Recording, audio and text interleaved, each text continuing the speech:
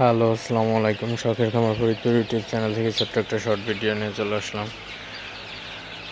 তো প্রচুর পরিমাণে গরম, তো এই গরমে ফ্যান ঠিকঠাক করে দিলাম, আরও 2টা ফ্যান দিতে হবে।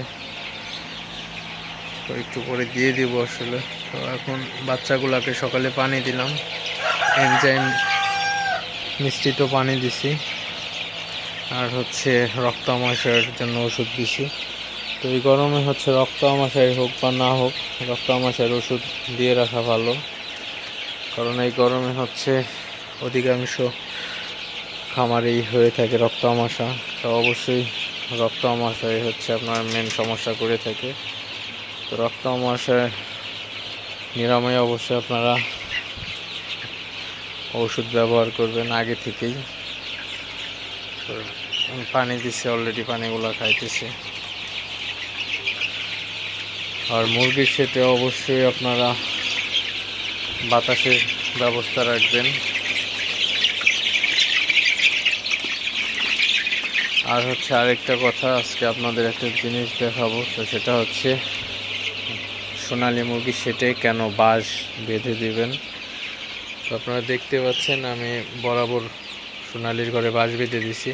তো এগুলার উপর দিয়ে মুরগির বাচ্চা উঠে। তো আপনার মুরগির বাচ্চা উঠলে নিচে মুরগির জায়গায় স্পেস বাড়ে, এবং মুরগিগুলো যত লাফালাফি করবে তত ওজন বাড়বে, ওজন বৃদ্ধি হবে।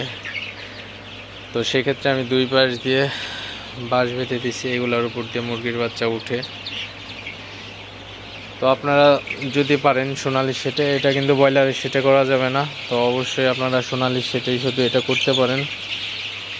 সোনালি সেটে করলে খুবই ভালো একটা ফল পাওয়া যাবে।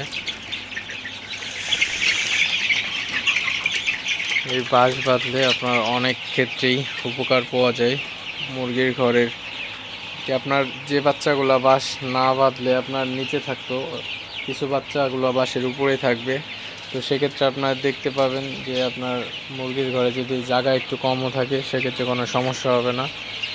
তো তারপরে আরেকটা জিনিস, মুরগি যত লাফালাফি করবে তত মুরগি খাবার খাবে এবং ওজনটাও খুবই ভালো আসবে। তো সেদিকে অবশ্যই আপনারা খেয়াল রাখবেন।